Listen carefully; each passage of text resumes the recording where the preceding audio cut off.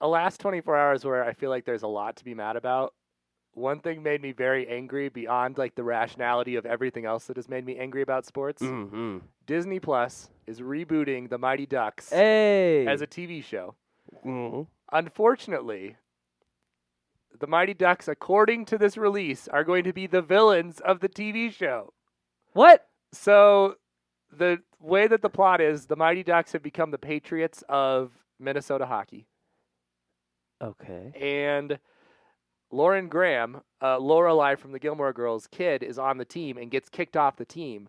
So Lauren Graham and the kid have to go form their own team to take on the Mighty Ducks. So, the Mighty Ducks, since we last saw them in the late 90s, Yes. have turned heel and have swept through the Minnesota Hockey Youth Association and turned into villains. Yes, they're the worst people. So- they're the villains from the first movie, but it's now the Mighty Ducks. So, my first question is, who asked for any of this? I think everyone is having nostalgia for the Mighty Ducks. And the Mighty Ducks, as you may or may not know, the Mighty Ducks 1 and 2 are the exact same movie. In Mighty Ducks 1, Emilio Estevez gets a DUI. Can't play minor league hockey anymore, and so they sentence him to be a youth hockey coach for the worst team in the league. Okay, I follow that. I Yes. remember during the 90s, there was a whole string of like restorative justice films where instead of serving hard time, you just have to do something that's kind of quirky related to your life or the crime Yes. you committed. Okay. So he ends up beating his old mentor and coach in the finals, and they win Minnesota hockey. And then he goes and plays minor league hockey, and he gets hurt, comes back home, and they decide that the Mighty Ducks, with a few other players, are going to play in the Youth Olympics. So it's the same team, and then they add a couple guys. And they have a great scene at the beginning, probably the best scene of the franchise, where they get the band back together of players, and it's in Minnesota, so they're like roller skating through the Mall of America, going all around Minnesota, like really a great bring the band back together moment. Emilio Estevez gets full of himself because he is the face of this team, gets really into sponsorships, ends up dating the rival in this movie, which is the Iceland team. Because they were like, it was like 94, they were like, we don't know how to deal with Russia yet, so we're going to make Iceland the villain. That's wholesome as hell. I love it. Led to the moment where he's out on a date with the Iceland coach, and the Bash brothers, the bad guys on the Ducks team, see him as she is saying, no, Greenland has a lot of ice, and Iceland is very green. Which led to everyone knowing about Greenland and Iceland. See, that's the one thing out of all of this I can't accept the most, which is that is the moment that eternal meme was sparked. Yes, it was in Mighty Ducks, Emilio Estevez and the evil Iceland hockey assistant coach. Huh. Anyways, they go on Iconic. to beat Iceland. And then I don't know what happens in Mighty Ducks 3. It's awful. It's a really terrible movie. Emilio Estevez is no longer the coach. He has to like come back and like advocate for his players. That's like when they started doing a bunch of the Air Bud films that didn't make sense. Yeah, it was like there. They were like, I think we've ridden this Mighty Ducks train as far as we can. And then it But no, in the like the dustbin of nostalgia to be pulled back out, only then to. That's so weird that they're evil, but I almost kind of like it. I feel like some forward-thinking executives at the Disney Plus division. and Emilio Estevez is going to come back, apparently, in this. I guess he's going to be the evil guy, which makes sense because his brother is, in real life, Charlie Sheen. I would love to see a Charlie Sheen cameo. And Emilio Estevez, I don't think his star didn't rise too high that they couldn't say, hey, come back for this. I'm sure he and his agent were ecstatic about the call. Well, welcome to the Denverse. I'm Derek, I'm Quinn. and I wish this was the worst thing we had to talk about today. What? We're going to start up in Boulder, Colorado, which is never a good place to start. Yeah. Last night, we're recording this on Wednesday evening, it was announced that Mel Tucker was leaving the University of Colorado to go to the University of Michigan. Nope, just Michigan State. Yeah. Michigan State Spartans. I'm sure they're a university, but... Yeah, well, I'm sure there's a lot of people in East Lansing who are upset at that. But for most of us outside of the Big Ten, we don't know anything about Michigan State. If you're a Michigan State fan listening to this podcast, please stop, because we don't want you to listen anymore. We hate you. Yeah, well, I don't hate anyone who's been rooting for Michigan State. But now, yes, you are you have quickly risen past Jazz fans, Blazer fans, and now the least liked fan base is Michigan State for us. Well, and Fast how things I mean, it's change. not like the country loves them. You have the Larry Nassar gymnastics thing going on at Michigan State. That is a thing that hasn't been brought up in the salt pile that has grown. It's like Michigan State has had a terrible time in terms of its athletic department because even before then, like D'Antonio and the basketball coach were caught up in scandals of player sexual assaults getting swept on the rug. Which I mean, honestly, CU has had that too. But fact is, not recently. not recently. Like, not any time you in can the look at last it. decade and a half. Yeah. So anyway, Mel Tucker, I understand why he left for several reasons. Mainly that, from how it's being reported, the SEC and the Big Ten have all of the college football money. And then the Big 12 and the ACC are like behind them. And then the Pac-12 is last of the Power 5 conferences. And so one of the things for Tucker is he can get more recruiting money. He can fly on private planes. He can pay his assistants more. All fine. What I have a problem with is he has spent the last week telling us how much he wanted to be CU's coach. And clearly he didn't. Like as of yesterday, he went on a radio tour. He went to 3 different radio shows, 2 both on KOA, the flagship of the Buffs, and said, I'm staying. And then he left. He told Rick George, the athletic director, I'm staying. Rick George went and had back surgery.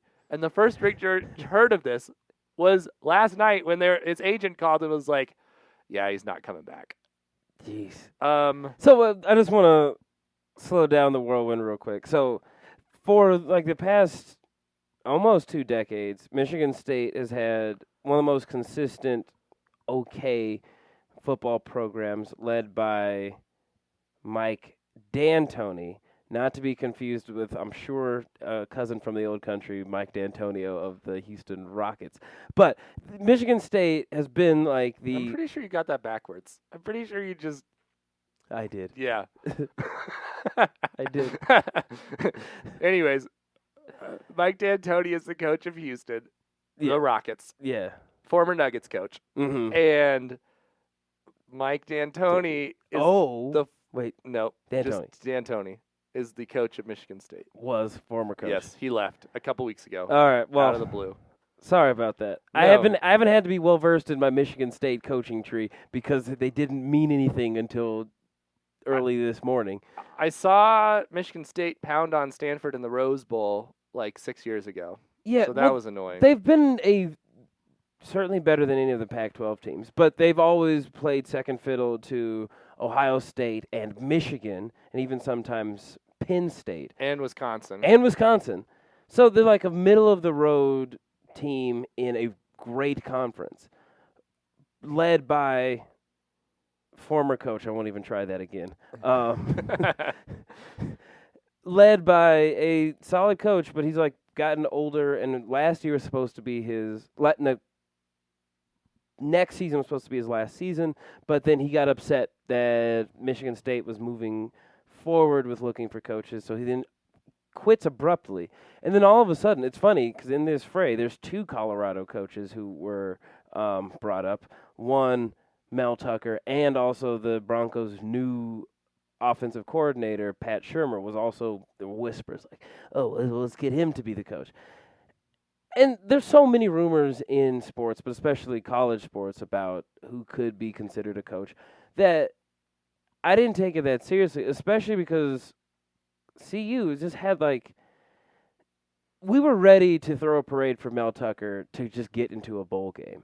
That in one of our earlier episodes, we talked about him really being a leader of men, and one of our episodes is called Winning in the Weight Room, because that's what he said. That's how Mel Tucker and the Buffs beat rival Nebraska, is that the dude was just building a cool culture. Yeah, and that's the thing that I think is so hard, is that he said all the right things. He talked about integrity, commitment, the Buff way or something. I don't think that's what he said, but it was something like that. And it was all a lie. He convinced Katie Nixon to come back for his senior year rather than go to the draft 2 weeks ago. Yeah. And now he's gone. And signing day was last week, and he committed to all of these players last week.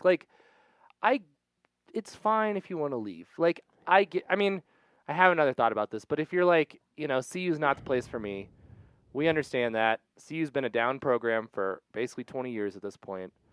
But it's not okay to lead everyone on like this for a week. Like it just shows like if you want to say you have integrity, commitment, that's all out the window. That's when, I've seen a lot on social media. It's like if you were asked to do the same job for double the money, of course you would take it. And I get it. It's really just the character that he has built at CU versus the dude who just hopped on a private jet to East Lansing, Michigan, are so incongruent, and it just happens so fast. We understand college football, if any place, is strictly business. That I think we've mentioned before, like 47 out of the 50 top highest paid state employees in any of the states are the college or basketball coaches. College football or basketball coaches. So we understand that there's so few allegiances, but it was just one of the scummiest ways to go about it. Yeah, he did this whole radio tour. If dude just stayed silent, didn't post on Twitter, don't tweet, I'm here, relentless. Yeah, hashtag let's build it or whatever, that we would still be butthurt, but we would be less entitled to our butthurt than we have right now. And, I mean, the other thing to me, and this is the bigger picture view of this, is that I think with Mel Tucker leaving, we've come to the realization that CU is never going to win another national championship. Like, CU is now officially a stepping stone job in a way that we have been denying for years because Hawkins and McIntyre could have left earlier in their tenure and decided to stay and then got fired, and Embry got fired after 2 years, so it just felt like even though it had been, again, almost 20 years since they had been relevant in college football, this was still a destination job, and that is over. The Pac-12 doesn't have the money to compete with the other conferences, which means CU doesn't have the money to compete with the other conferences, and to me that means the national championship is as out of reach in football as it is in basketball. Which brings me to who I think the Buffs need to hire in the next thing. They need to hire a guy that wants to be at CU no matter what. Like, they need to prioritize loyalty for the long term over hot coaching candidate. Like, you can't get a guy that can't coach because we saw what happened with Embry. Like, clearly just being terrible isn't enough to keep a guy. But at the same time, to me, loyalty at this point matters. And the best example of that is what Tad Boyle's done. Yeah. And I don't know if you have any more thoughts on Mel Tucker, but I want to turn to Tad Boyle. Well, I would just say they named Darren Cheverini the interim head coach, who he's like a long-time CU guy, was the receivers coach, who's promoted to, like, if there's assistant head coach. He was like the next in line guy, promoted by Mel Tucker. And he kind of wondered, when did Mel realize, like, oh, this is a real thing for me that I'm about to leave?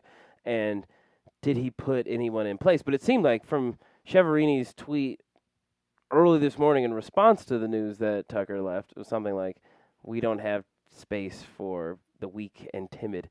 Which it just seemed like he didn't even let his coaches know. Yeah, the players, they were like, the first we heard about this was last night on Twitter, which is not how you want your players to find out. Like, and I think, Cheverini, I like him. I don't know if he can coach because he was co-offensive coordinator and he got demoted at one point. Like, but he has been with the program basically for 25 years on and off. Yeah. And, I mean, maybe he's the guy, I was listening to Dave Logan earlier. I interned with Dave Logan, so I know him, and people have brought him up, and he was basically like, listen, they're never going to hire me. And I think he was probably the right hire in the Embry slot. Like, that was maybe when you take a chance on Dave. Mm-hmm. But with Cheverini, I hope that even in 1 year with Mel Tucker, that he learned some of the recruiting. Because Mel Tucker was not the world's greatest X's and O's coach, and they might have lost a few games because of that lack. But he was an amazing recruiting guy. And there's some people who have been looking for, like, best tie places in Boulder, Colorado, who are now doing those searches in East Lansing, Michigan, because he's probably going to poach a few of his recruits. I hope that he feels the need to unretire 3 CU great numbers or 3 Michigan State greats numbers like he did at CU, because that was his last move as head football coach. Is he unretired 3 of the 4 retired numbers to give to recruits, and then he left, including Byron Wizard White, the Supreme Court justice, who also played basketball and baseball. Wow. Yeah. So yeah. Shout out to Derek. He knows so many things. Well, obviously I'm a buff. Yeah. I have said before that I would be fine if they got rid of the football team, and it's because of stuff like this. But I do think on the other side of this, like, someone that does care about tradition, care about building a winning program, Tad Boyle is having an up year. He's up to 16th in the polls. Last time they were 16th was unfortunately when Spencer Dinwiddie got hurt and ruined that season. But they have the top offense in the league. They have the second best defense in the league, and just the integrity of the program. Tad Boyle has gone after the people like Sean Miller, Arizona's coach, and Infield, USC's coach, who have been playing players. Like, he has called them out on it. He has said he wants to stay here and has turned down bigger jobs. And I think the biggest example of what Tad Boyle has built happened on Saturday. CU was playing Stanford. They were down almost 20 points going in the second half. It was just really atrocious. They were starting to have a comeback, and then Evan Batty, the favorite player of Buffs fans, and it's the first time Buffs fans have ever had a favorite player who is not the best player, just beloved. Also had a seizure his freshman year when he was redshirting, and we didn't think he was going to get to play again. Came back. He's just, a big bundle of joy. He goes in for a one-on-one layup. The guy gets called for a foul. He elbows him in the head. The guy goes down, like, he unintentionally. And I'm sorry, I can't remember what his name is right now. Goes down. His head splits open. He immediately gets knocked out, and, like, the place goes silent. And Batty cannot regain his composure because he's so upset given everything in his past. But Tad Boyle, after a couple minutes, after making sure everyone's okay, calls McKinley Wright, who's their star point guard, over and was like, get all the players together and say a prayer for this guy. And so McKinley Wright gets all the Stanford players, gets the Stanford coach over, gets all the CU players on the court. They all cuddle at half court and say a prayer for this guy. Tad Boyle comes over and is in the huddle. And you're like, this moment is not about sports, but it also shows you what the integrity of a program is, having respect for your opponents and your players. And it was just a really profound moment. And to contrast that with what Mel Tucker did this week is just kind of incredible. We've talked at length about, like, why we love sports and all the ways that it's not about sports. Something as beautiful as that, and, like, so often you have no idea what's going to happen in the game, but when something goes so right, even in a terrible situation, like, that's beautiful theater. And I'm not saying that to diminish the very real situation, and prayers up to that player, and happy to know he is all right to the point that he can play again. Tad Boyle's in a position now that he can. Colorado's never been a basketball state. Like, football has always reigned supreme, but this is a situation where we want someone to lionize so bad. And, like, I could definitely see Tad Boyle, if we were able to make a deep run in the March Madness, it'd be so cool. The Coors Event Center at Tad Boyle Court or something. Yeah. I want to see a statue. When I went to the University of Florida, they had 4 Heisman statues, and the Tebow one, of course, everyone was taking photos with it. But that's the type. You're very right in saying that the CU football program will probably never have another glory days. That we'll be so excited to win a 7-5 season, like a bowl game in Idaho or something. But if Tad Boyle is able to stick around, I think, the recruiting will only expand in the Pac-12, because right now it's kind of a 2-horse race with CU and Oregon, and if they're able to stop Arizona from paying players, there's just a lot of space for a lot of goodwill for Tad Boyle and the CU basketball team. Yeah, and I just want to say the Stanford's player's name is Oscar Da Silva. He's their best player. He's probably out until at least the Pac-12 tournament, so hope he recovers. Well, let's move on because honestly I could be mad about Mel Tucker just the way he handled it. He can leave. Just don't handle it this way. Yeah. I hope he steps on a Lego. So, anyways, we've been off for 2 weeks. The Denver Nuggets had a really crazy 2 weeks in that time. So you want to let's just run down real quickly how we feel about every one of these wins. Okay. The Nuggets were shorthanded for all of these, but they beat the Jazz 106-100. That one was here. Yeah, with wait. Yeah, you're right, because we played the Jazz twice. Yeah. I forgot. So, I mean, that was the most, that feels like the most normal game that they played in this stretch. Where classic Nuggets, they were down.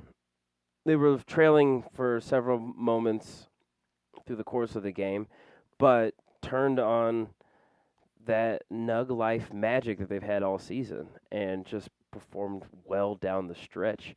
And I think that was a big one where Donovan Mitchell was locked up by Craig and Harris. That was, I mean, Craig and Harris really showed, what they could do. And, I mean, Jokic has been crazy for the last month, but that was really where we were like, how can he keep doing this? Mm-hmm. And he did.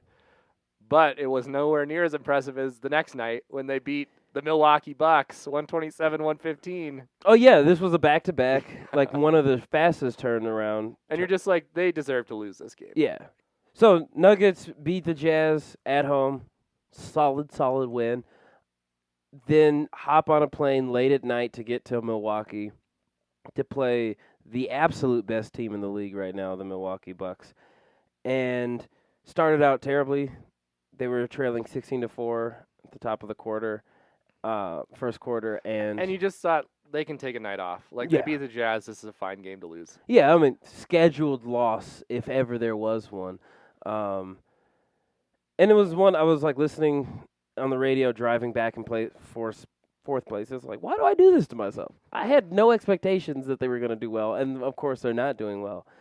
But lo and behold, what happens, Derek?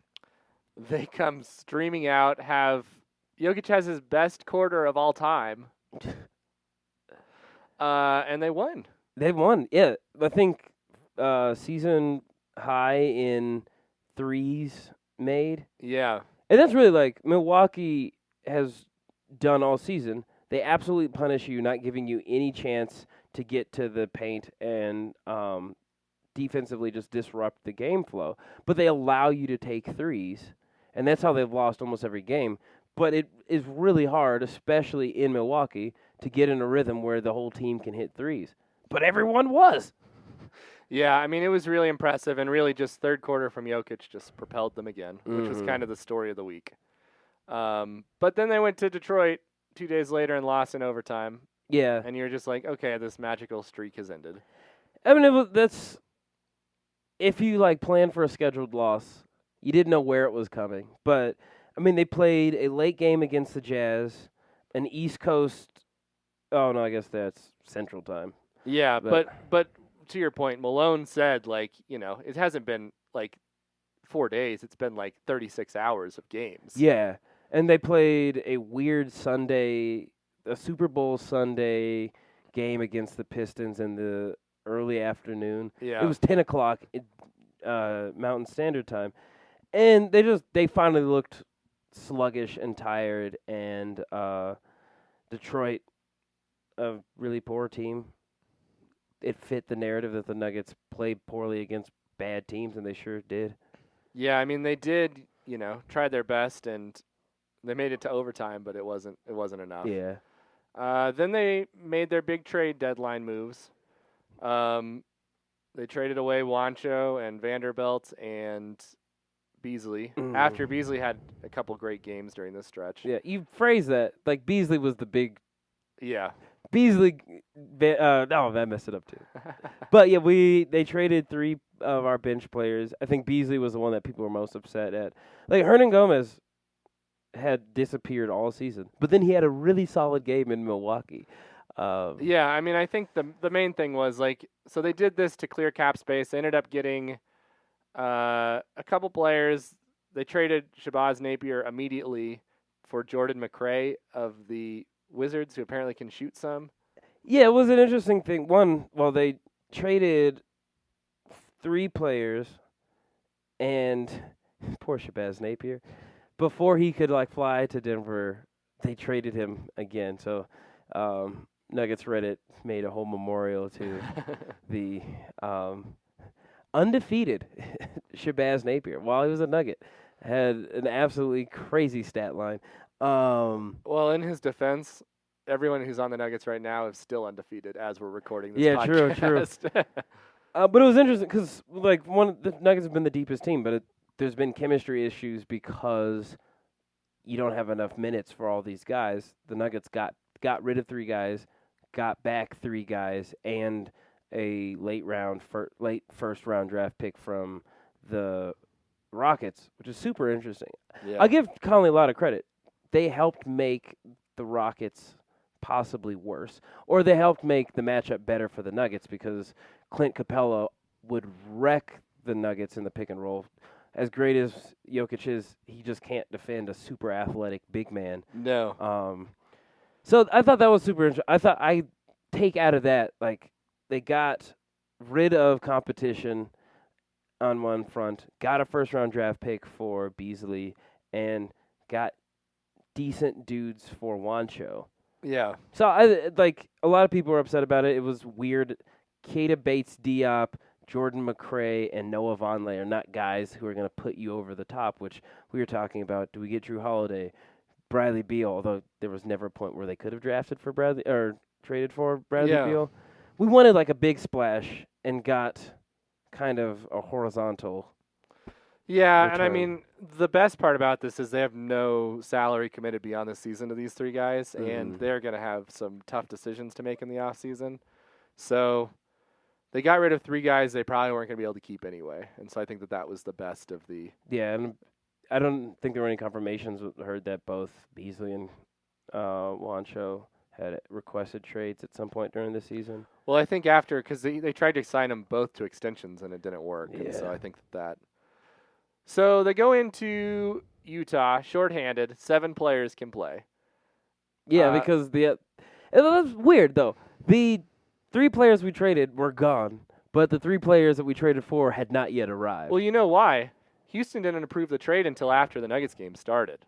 They were holding up the trade specifically so the Nuggets wouldn't get any guys. Oh.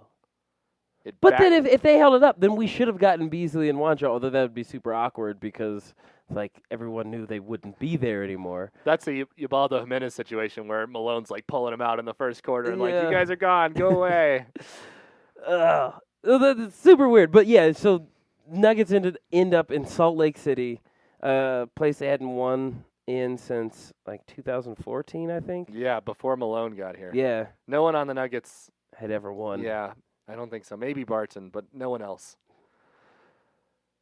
So they... Another scheduled loss. Yeah, another scheduled loss. And they were playing like it. Uh-huh. And had 7 guys. And then... and really, Chanchar played himself out of the game because he kept getting fouls. But they were able to come back, and they won 98-95 in one of the most delirious wins I can remember. Also, Harris was 0 for 14 in the game. Yeah. Could not play. So when you look at it, the Nuggets had 4.5 guys because Murray was hurt. Harris was atrocious offensively. And Vlatko Chanchar would not be playing in any way, shape, or form except for the fact that there was no other warm body to be on the court. And they had 3 point guards. Yeah. Because it was Dozier and Morris were the big stars. Yeah. As an entirely improbable win by the Nuggets in a place that for so long has been horrible for them. But luckily, as Utah Jazz fans would put it, the Jazz had just been absolutely stinking it up recently. But the memes that came back, the gifts, and just the celebration. 7 dudes went into Salt Lake City and pulled off an improbable win. Like, I couldn't imagine how mad the Jazz fans were, like, walking down the stairs. Well, when Jokic hit the 1-foot game winner, Yeah, dude. there was just a Jazz fan in front who just got up and then just like put his head in his hands and he couldn't believe it. It was great. It was so beautiful. And then just to round it out, they beat the Trailblazers, beat the Suns, and then in like their least impressive game of the week, were way down, like 26 points down to the Spurs, came back and won on Monday night. And now they play the Lakers tonight. The first place Lakers right before All-Star break. I have no expectations, but like, Derek, is this a point where we have to change the narrative? Do we want to see the Nuggets like losing in the third quarter? Is that like, do we get I thought to be you were going to confident? say, are the Nuggets a championship caliber team? Oh, I'm not ready for that conversation. I'm not going to put that much on it. It's like, yes, I think we need to change the narrative, but I'm not ready. Can I feel confident in this team? I'm not saying championship, but can I feel confident?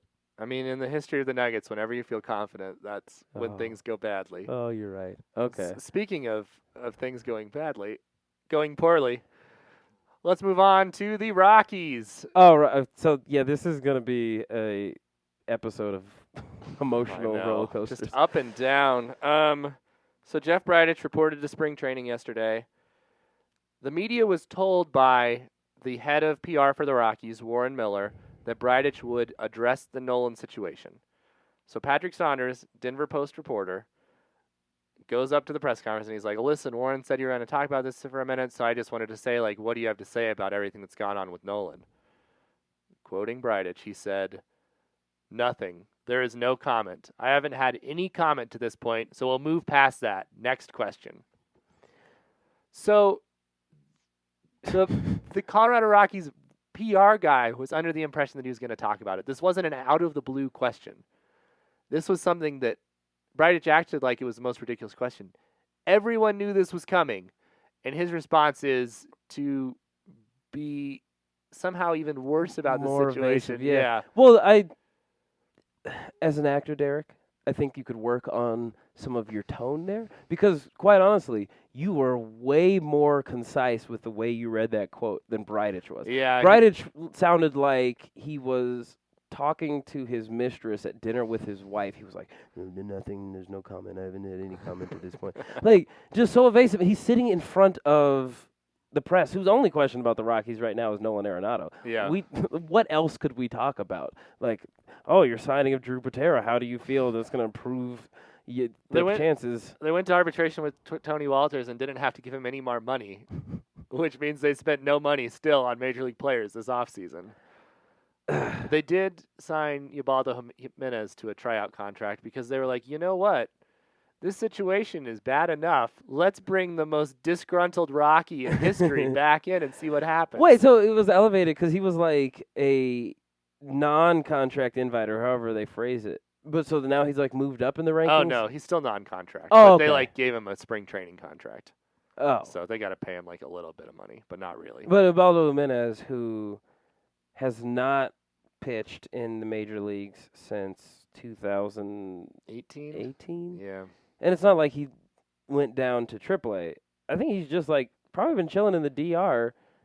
Yeah, I mean he hasn't been good in a while. He never really was a good starter again. He was sort of okay in relief. I saw him play a game in Seattle a few years ago, and it was just so painful to watch. Oh, that hurts. Just watching Seth Smith. It was just like Rockies reunion. Seth Smith for the Seattle Mariners just beat up on Ubaldo Jimenez for the Orioles. So bad situation. And then I actually don't even think we're going to want to spend that much time on this, but I'm just going to read the tweet. Les Shapiro, longtime Denver media person from Mile High Sports, tweeted this last night. Have 2 verified sources now, one close to Nolan Arenado, one close to the Cubs. Theo Epstein, GM of the Cubs, intends to continue pursuing a trade. Return, in all likelihood, would be Chris Bryant and a prospect with Rockies, picking up part of Nolan Arenado's money. I had to paraphrase that. Nolan is very unhappy with Bridich and the direction of the Rockies organization. I'm told he would warmly welcome a trade to the Cubs. The Cubs will continue to pursue this throughout spring training. The Cubs are also fearful that he could end up with division rival Cardinals. So, I mean, really, I'm happy to move on whenever, but I would just like to say, Bridich does have the Mello script lined up. He has the Cardinals and the Cubs competing for Nolan Arenado. We don't have to spend a lot of time on it, but I feel this deserves a lot of heavy breaths for a second. You know, I will accept that. Well, like for a long time, Cubs fans like Chris Bryant is better than Nolan Arenado, or like we have the best third baseman. We're like, shut up, Nolan Arenado is so much better. Chris Bryant would not be a terrible return for this fiasco, save for the fact that like I know Chris Bryant does not want to end up in Denver, Colorado. And he's on an expiring contract. I don't know if it's this year or next year, but he's not on a long-term deal like Nolan. And Nolan may be the best third baseman in the history of Major League Baseball. And Chris Bryant is like the third best player on a Cubs World Series team, which I mean is a bigger deal because he's a Cub and Nolan Arenado's a Rocky. Like, not really, but like he'll get into the Hall of Fame probably before Nolan somehow. Oh, Jesus. But well, Nolan, absolutely. Oh, well, you see so much Nolan. But, like, just picturing that future, the absolute worst thing in the world is thinking about any time the Cubs play the Rockies, how many Cubs fans there are. I kind of want to get a Cubs Nolan jersey out of spite. Like, if that's how they're going to do it, right? That's what I'm going to wear. Boy, he'd make that team so good. He'd be so good for that team. I know.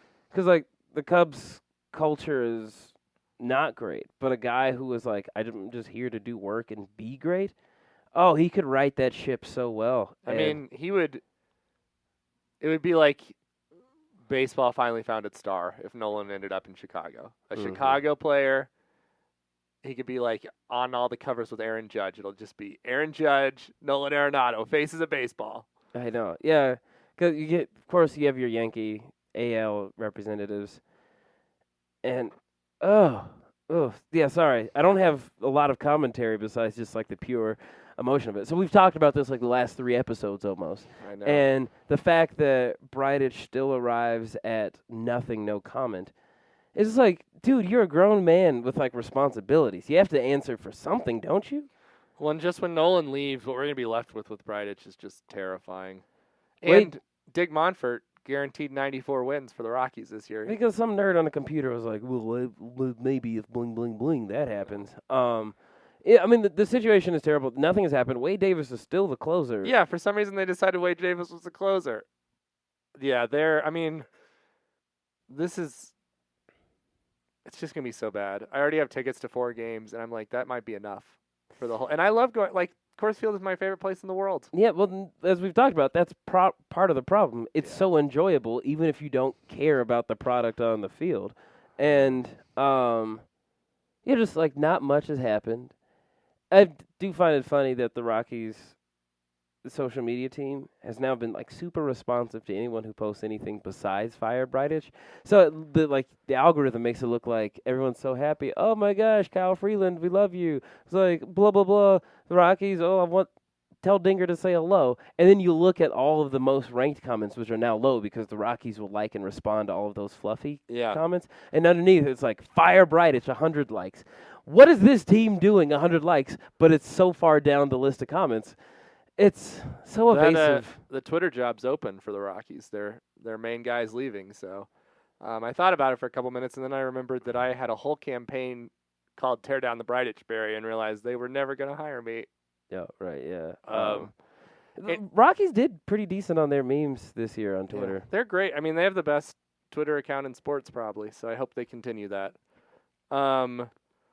So the best championship odds team currently are the Colorado Avalanche. Currently, they are, according to 538, 12-1 odds to win the Stanley Cup, which is tied for third best in the NHL, top odds in the Western Conference. And it's been a great week. I just want to say that starting off with Nathan MacKinnon, yesterday he was asked by the Canadian media, what do you think the weaknesses of your team are? And he was like, we have no weaknesses, in my opinion. Like, he's just dialed in, ready to take everyone down. The Avs have won 8 out of 9 games and sit 1 point back from the St. Louis Blues with a game in hand. They played one less game than the Blues.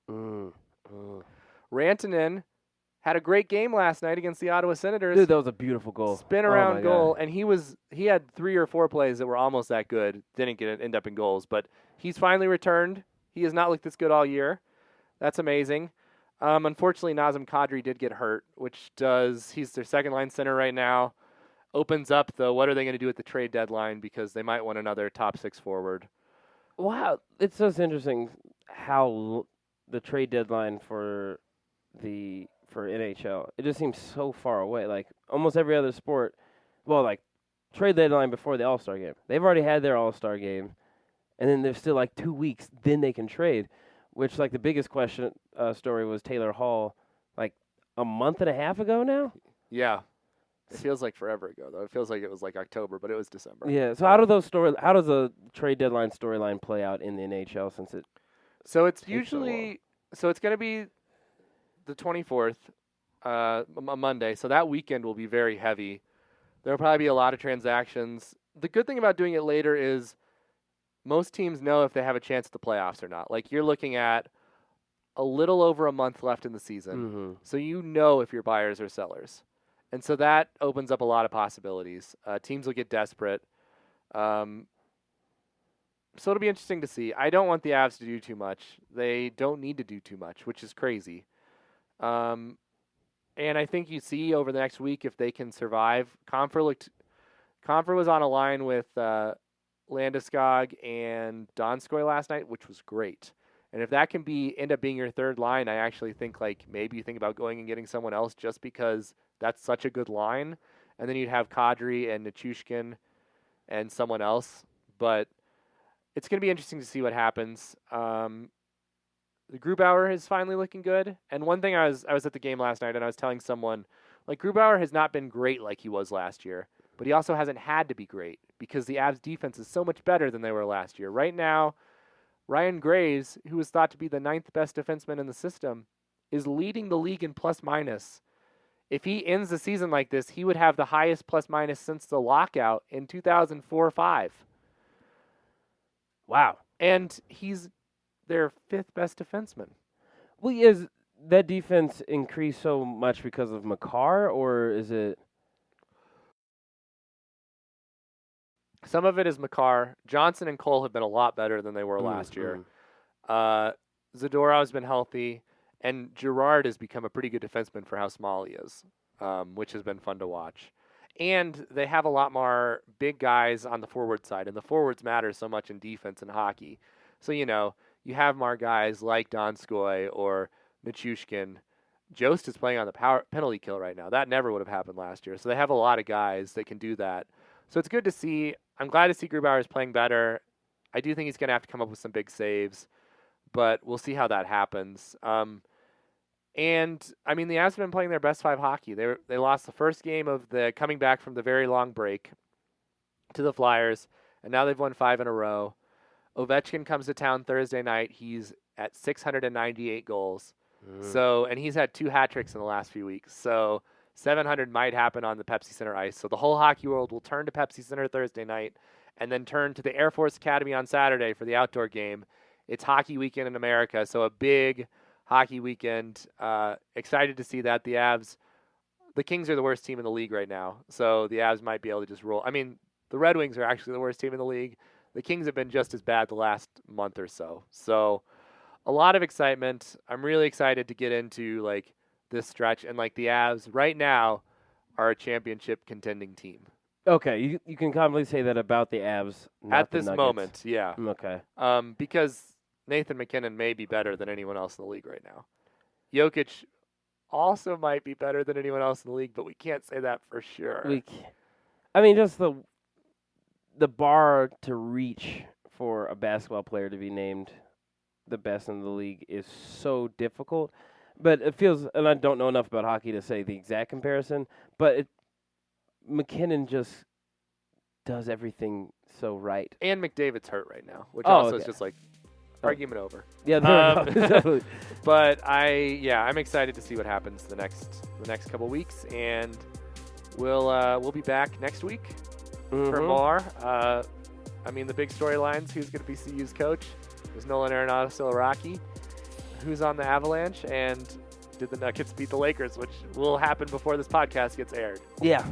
Until then, I'm Derek. I'm Quinn. See you then.